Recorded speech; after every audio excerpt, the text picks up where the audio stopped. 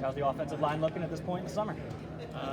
Good. I think they're coming off spring, and now we call this the transformational phase where they're running, lifting, changing their bodies, and but so far everything's been really good.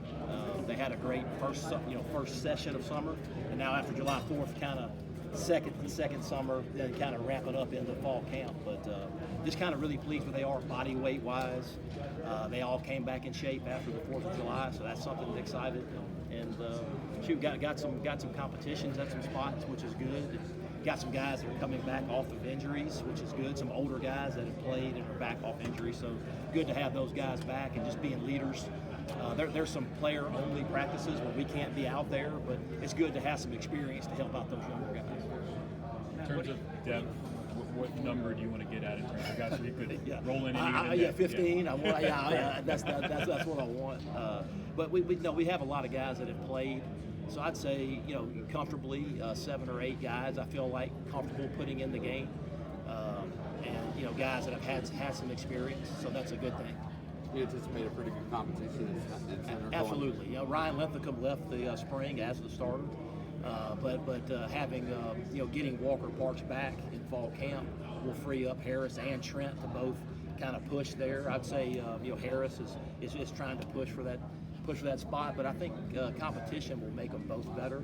And then, anytime you're going into a first game like we are, I think practicing against the defense that we practice against really helps you and gives you confidence going in, knowing, hey, okay, if we can go out there in the scrimmage and hold up, we can really have real confidence, not fake confidence, but real confidence going into that first game. Can you give us an update on Walker and just sort of his road? It's been quite a yeah, and that one's tough on me because I didn't get to coach him in the bowl game, and then he didn't. He was out there a little bit in endo, but not anything in the team reps. But his weight is back. He's back over 300 pounds. He looks really good. He's able to do all the running, and he's been full speed in all the weightlifting. So I think just having his experience and his toughness, but even when he wasn't in there, he was back behind me coaching and talking to the younger players, and just being around along having a guy like that and his mentality and his toughness really helps. So having him back out there for fall camp will be it will be good, but we'll actually see where we are probably 7 or 8 practices. We talked a lot last season about Coach Riley coming in his first season as offensive coordinator, and the whole offense having to learn a new system. Yeah. Just the language and everything that goes with that. For a coach like you, though, a position coach, what's that like for you? Yeah, it's semantics. It's learning the language because all of these schemes, at one point or another, I've run before. It's learning the terminology and the best way to get it across. Learning the personalities of your players. You can't treat every player the same. You have to learn what makes each one of those guys tick and figure out how to press that button and motivate those guys. So I think it's more about learning the personalities of the players and then learning the language and being able to articulate that. Awesome. I think one of the best decisions was coming in that bowl game, because the best way to get to know somebody is to get thrown in a tough situation, to get thrown into the fire, have to coach them, have to be in there making adjustments. That's how you get to know people. I think having that really helped going into the spring because you already had a little bit of a base as opposed to just coming in right before the spring. So I think the bowl game was tough just because you're learning on the fly. You have really a week to get ready to go. But I do think it paid dividends in the spring, having already built the base of a relationship with the guys. Last year they did some mixing and matching on the left side with Tristan and Colin. What did it take, I guess, during the spring before it solidified in your mind? Okay, Tristan's my guy. Tackle Colin. Yeah, I think Colin is unique because he's such a good athlete. He is probably the best athlete of everybody on the line. He can do so many different things. Probably besides center, he can play every position. So it gives me some flexibility to play him in a lot of different spots. He started guard in the bowl game, but he's also a good enough athlete to go out there and play games on the edge at tackle. So, injuries are a part of the game. They're going to happen. So to have guys that can play multiple positions, I think is critical. I guess in the spring, the guys were talking about your Walt Disney quote, like no chip Pate versus jump. I guess, where did you learn that, and kind of like how do you reinforce that? Yeah, so David Cutcliffe told me that story a long time ago, and it was just always a vivid picture to me about everybody doing their part. And if you don't have any chip paint, everybody's playing hard. All the horses are jumping. Like, to me, it's a very vivid picture of what it's supposed to look like. And I want to have an offensive line when they walk out there and everybody watches us play, that they're finishing the way they're supposed to finish, that they're playing a certain way. This game's meant to be played a certain way, and I want to see our guys doing that. And because to finish a play requires zero effort. To go out there and play as hard as you can and say, man, the Clemson O-line plays hard. Like, that requires zero effort. And that's what I want our guys to play that way, because I think you can ignite the whole sideline. You can ignite the whole stadium. You know, when the pile kind of is stopped and all the O-line comes and pushes the pile, and then everybody starts cheering. That to me is what it's all about. That's what playing offensive line is about. I guess how much did you yourself, even though you didn't coach last season, whole season, go back and watch all the games from last year? Yeah. And what I had to do that to try to learn the offense. Yeah. So And what were some of the things you noticed from the offensive line that you feel like are points that really have to improve and take over? Well, I didn't really. I was watching, getting to learn the offense. I was using the spring to try to mold and create confidence and a little bit of a swagger and an edge that you have to play at this level. And so that was my biggest is to instill confidence in these guys. Say, look, you're going against a defense that's really, really good. And if you could do this against them, you can do this against anybody. So that was really my main mindset, was creating a standard of effort and toughness, and then creating that confidence to say, okay, hey, we can do this. Let's go do it. And so that was really my mindset coming into this work. You kind of parachuted in here in early December, and we're thrown into what's going on now. These few months, do you feel like, hey, I'm back to I like doing this part of things. Because a head coach situation is completely different. Correct. Right? Have you gotten yourself back in mode of like, I like this part, and this is what that's why I'm here, because I do like this part. I love the relationships. I love building. I love being in that O-line room with the relationships and just the building, and help taking a young man to where he doesn't even think he can go. Like, that's the part I enjoy. I enjoy the locker room. Yesterday was the first day back in the office, the camaraderie with the staff. That's the part that I really miss, and that's the part that you love. That's what college football is, and just to be part of this Clemson culture. Like, everybody talks about it. They have all these key words and phrases about Clemson and the culture, but it's real, and it's fun to be a part of it. Coach, a friend of a friend from Mississippi told me that they couldn't believe that you took this job. That you went back into the coaching and said, no way, you'll go back to position coaching. Right. Can you just take us back to that time when Coach Swinney, what started that itch for you, and when Coach Swinney contacted you, like what went into that? Yeah, I mean, just being out. I think you get a couple calls and you're like, no, I don't want to do this, no. But there was something when Dabo called me, there was a pause, and I was like, you know what? If I'm going to do it, that's the place I want to do it. And I'm excited. I enjoy being a part of this culture, and I just really want to help get this thing going, back, because they've been really good. I think that people paint the narrative, they haven't. They've been really, really good. There's been a long, sustained period of success. But I just want to kind of come in and try to provide maybe that little 1% that can help get them, a little bit better. Who are some of the younger guys that people might not be talking about right now that have stood out and could factor in for playing time in the fall? So I think people, Collin and Harris are both really young, but they got thrust into some playing time because of injury. So I think those guys having that experience will help. But some of the freshmen coming in, like, people haven't talked about Dietrick Pennington and Ian Reed. Like, those guys, I think will have a chance to compete for some playing time. And then Watson Young was coming off a knee injury. He's had a great summer. He looks great right now. He's running, so he'll be full speed when it comes. Mason Wade, he had a good spring. And Elyjah Thurmon is like 315 pounds right now, and he looks great. Super athlete. Saw him dunk a basketball. I was like, yep, we need to take that guy. So just a super athlete. So I think some of those young guys, those are just to name a few. Got a familiar.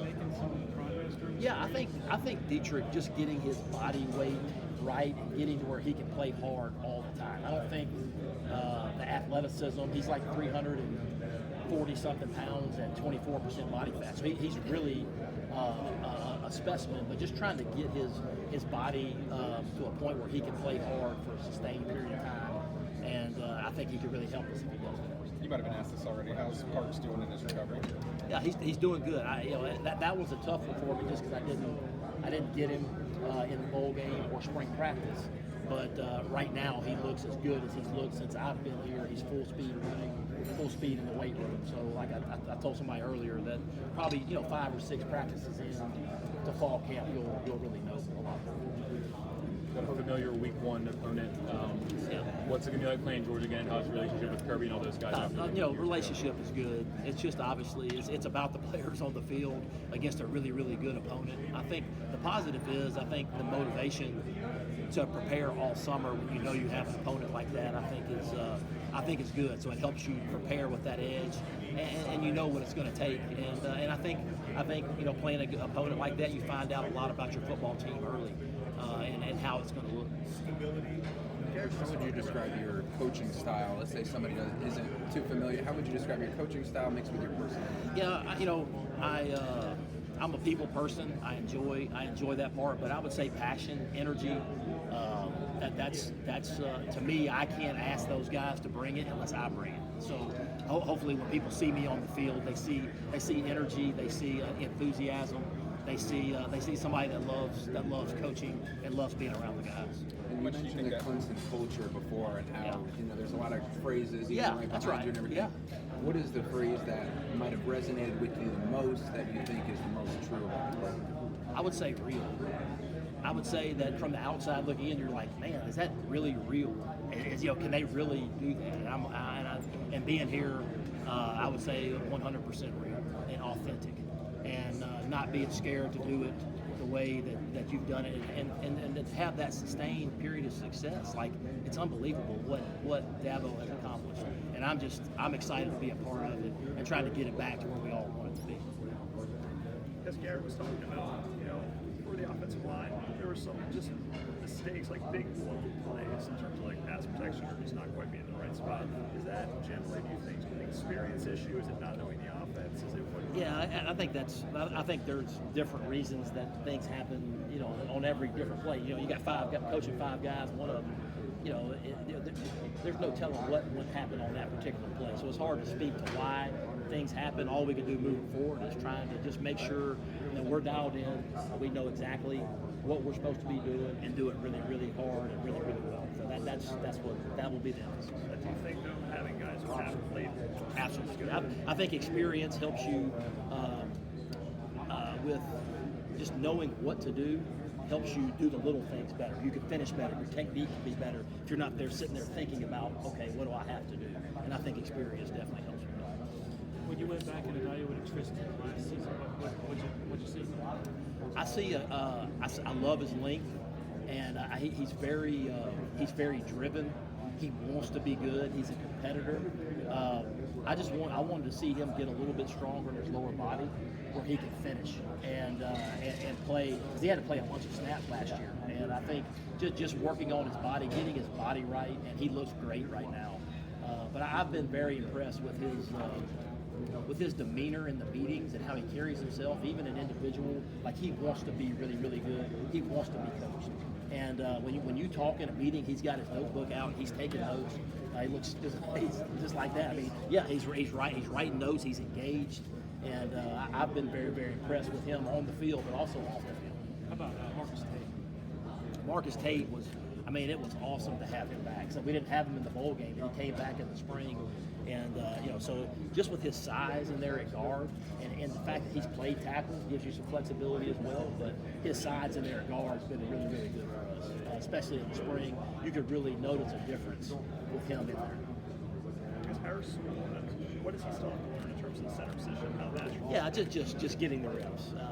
He's very intelligent. He's capable of doing it. But the ability to put your hand on that ball, to snap it, and block a really good player, to be the quarterback of the O-line, and get everybody on the same page. Like, there's a lot to it. I mean, that center position is very, very important. He can do it, but I just think getting the reps and stacking those reps will help. How close is that competition? Sorry if you already answered that. Yeah, I mean, it's close. I think, we'll know probably second scrimmage going into fall camp. Second scrimmage, we're going to give everybody opportunities. But I believe that competition will end up making both of those guys better, and they'll push each other to be better. But like I said, Ryan left the spring as the starter, and Harris will push for competition, and Trent Howard will be getting some snaps as well. You can never have enough centers, and how injuries occur, you may have to move some guys around inside.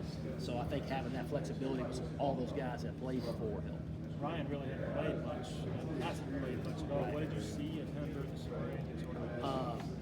Well, obviously he's hungry and has kind of waited his turn, and he now knows this is his opportunity. So, and I think knowing guys are pushing for playing time, it helps you keep that edge.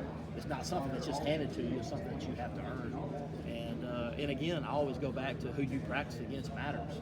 And it's not like you're out there doing it against an average defense. You're doing it against really, really good players. So I think that gives you confidence as well.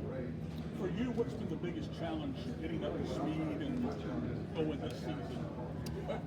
Because it's a new system for you. Yeah, I think the biggest thing for me, it's always about being able to capture the hearts and minds of your players and knowing your players, because my job is to motivate them and get those guys ready to play. And I have 2 kids at home. They're both totally different, and you can't treat them the same. Like, you have to know the personalities of your players to be able to push them to get them to go where you want to go. So that's been the biggest challenge for me is learning each player, and not just knowing their names, but knowing what makes them tick, learning their why, learning their families, where they come from, like what's it here.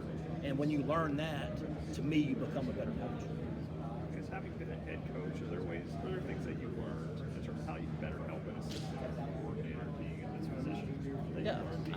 I just think just the overall experience helps. You were talking about experience with players. It's the same thing with coaches. When you go through certain things, you learn what to do, what not to do. You learn things about how to manage a room, how to manage people, how to help keep things off the head coach's desk, how to help the coordinator. So there's obviously the experience does help in a lot of those areas. There's only 3 active head coaches who've won a national championship. The 2 of them are the last 2 guys you've worked for. Do you see a lot of differences or more some similarities? Maybe you probably don't get seen from the outside. I would say